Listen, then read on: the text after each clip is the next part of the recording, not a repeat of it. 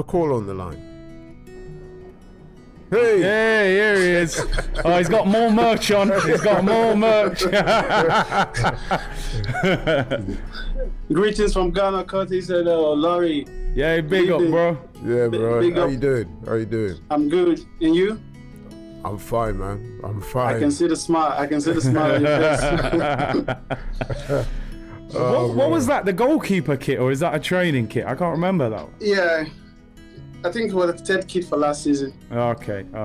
Yeah. How are you feeling after Saturday, man? Do you know what I said on Sunday's stream, that it felt like I'd been out clubbing all night. You know, I woke up like, have I been out all night? Like, I was tired emotionally, but it's worth it when you win the game like that, innit? What a way to win it. But I had every confidence we're going to win that game. I don't know where the confidence came from. Even while it was still 93 minutes, 94 minutes, I was still positive we were still going to win this game. I was having a smile. I was having a smile that we're going to win. But after his nurses got the tell, I had waters all over my eyes. I must say, normally I'm quite a confident person when it comes to stuff like this. But as I was saying to Curtis, and I said on the show earlier, I would have, at 90 whatever minutes it was, I would have taken the 2-2. I would have just put it down to, we didn't have a great day, you know, but we didn't lose. We're still top of the table by a couple of points. We move on to the next week. That was my mindset, and then lo and behold, bang, 97 minutes, Reece Nelson, and the rest is history. What's your thoughts? So you always thought that we would probably get back in it? Yeah, the reason why I thought we were always going to come back in this game, if you watch the game, during the VAR calls, the player wasn't sulking, the players were just carrying on. If the referee said it's not a penalty, you see them, okay, let's go on. Like, everybody was, whatever is going to happen today, we're going to get this 3 points. And for me, that's enough for me to give me a reason why I believe no matter how, no matter where, we're going to find the win in that on Saturday. Do you know what I want to ask you? Just something we haven't spoken about is, obviously there was 4 handball appeals in that game from Arsenal. Yeah. Do you think any of them should have been given, or if so, how many of them? Because I don't think all 4 of them should have been given. No. Definitely 1 or 2 of them I think should have been given.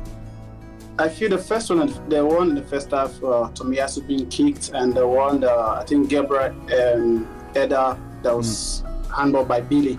Those are the 2 pen. Those are the 2 pen for me that shouldn't even go for a VAR, because the referee should have seen that, and even if the referee didn't see it, the VAR should have seen it, because Tomiyasu was clearly kicked at his foot, and Billy clearly handed the ball with his hands. So I don't know how, but like I said, the players didn't even bother themselves, like crying, like somebody I know from Manchester.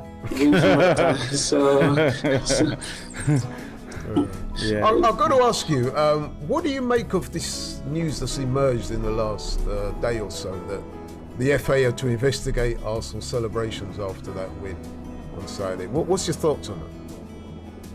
It's not new to me. We think it's pretty ridiculous that they're going to be looking at that. I would have thought they'd have got far more urgent things to look at than that, to be honest.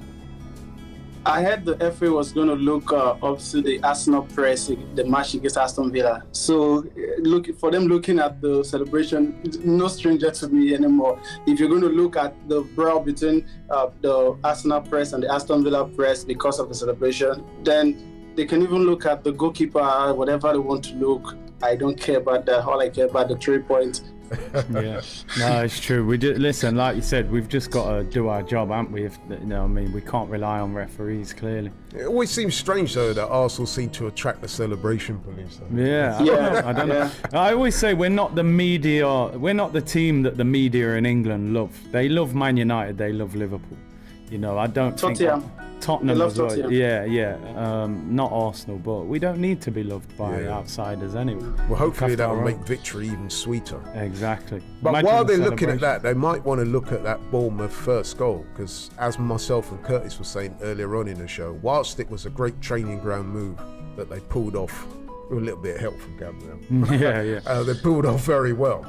But if you look at that goal again, right, when they kick off, there's at least 1, maybe 2 Bournemouth players encroaching in the Arsenal half. Oh, was it 3? Wow. Yeah. Wow. So technically that goal should not have stood. No. Then, as you know, we've already said about the possible 4 handballs. Handballs, yeah. Which on a normal day you would expect to get at least 1 of those, law of averages. So hey, But like I said, man, these things make the win even sweeter. Yeah, I don't want to pay too much attention about the Bournemouth game, because for me that's pass. I really wanted to talk about the show we had the last time, asking about if the Everton game was the game of revenge or was the game we should. I told you that game for me is the most important game of the season.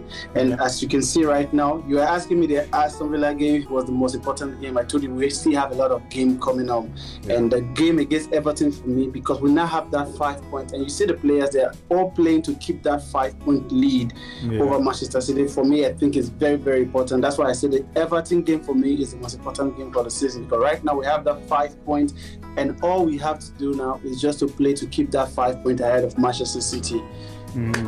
No, I see where you're coming from. Although, would you say, okay, so that's the most important win, but would you say that the win on Saturday, the way we got it, was the most dramatic?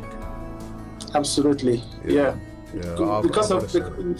Because of what was in line, so you have to say it's the most dramatic win, because a lot of